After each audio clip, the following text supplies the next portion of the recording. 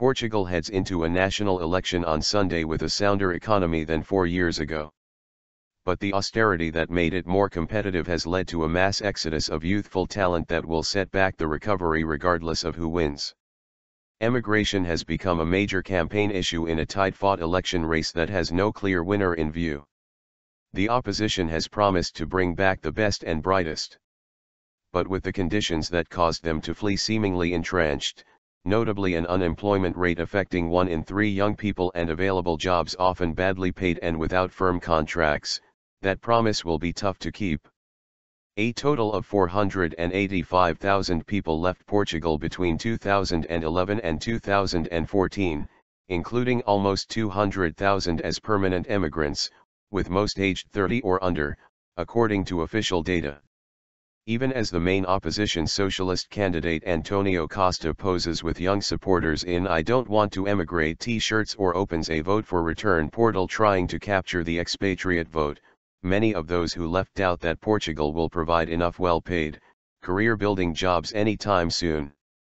"My heart is split.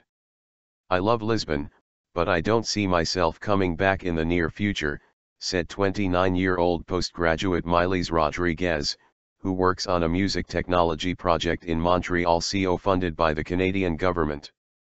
"I had no prospects to speak of in Portugal. Had I stayed, I guess I would have found a job, but not with the same conditions," said Rodrigues.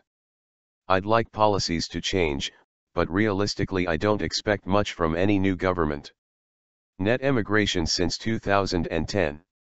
Halfway across the globe in Hong Kong, 30-year-old civil engineer Tiago Sacadura has similar concerns.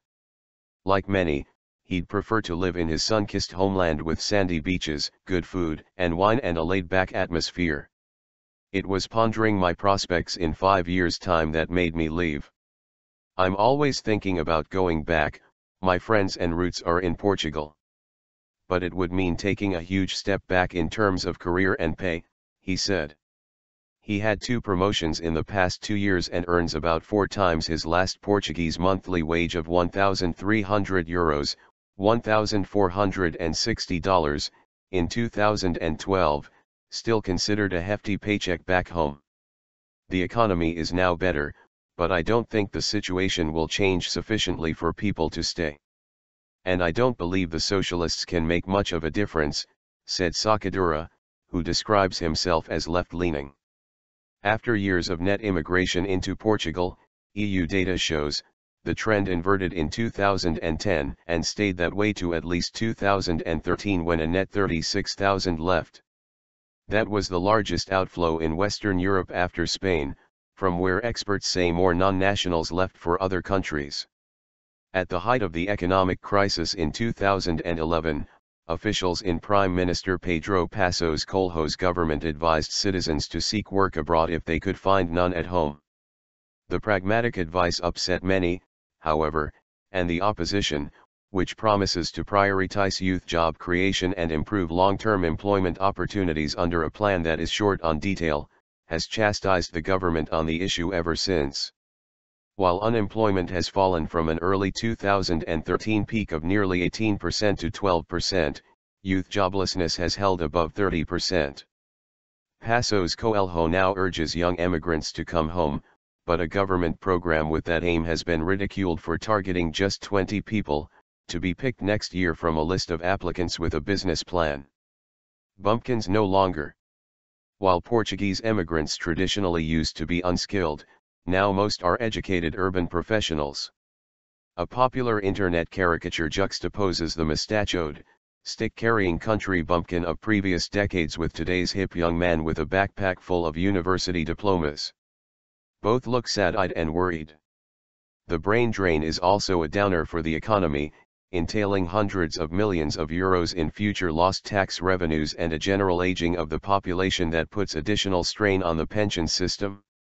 A study put Portugal's expenditure on education that other countries will reap the benefits of at least $11.5 billion. The country has thrown away 10 years' worth of public investment in higher education, said Luísa Cerdeira, economics professor at Lisbon University and one of the authors of the study. It showed that nearly 70% of emigrants with university degrees living in Europe, primarily Britain, Germany, and France, plan to stay for good. It's hard to be in the classroom sometimes trying to cheer up students who know that they'll likely have to emigrate, she said, describing the exodus as bleeding Portugal's best resources linked to innovation. While more than 70% of the survey's 1,011 respondents earned below €1,000 per month in Portugal, more than a half now make over $2,000 abroad.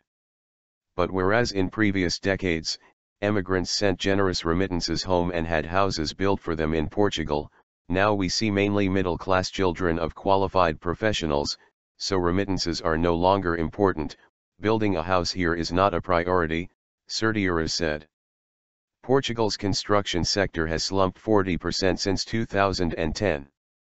The end of study means the end of scholarships for 3 researchers, including 31-year-old Rafaela Gunga who, with a hiring freeze in force in the public education system, is already prospecting for jobs abroad.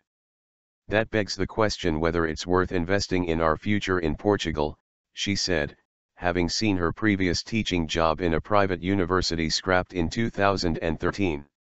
I don't see much light at the end of the tunnel here.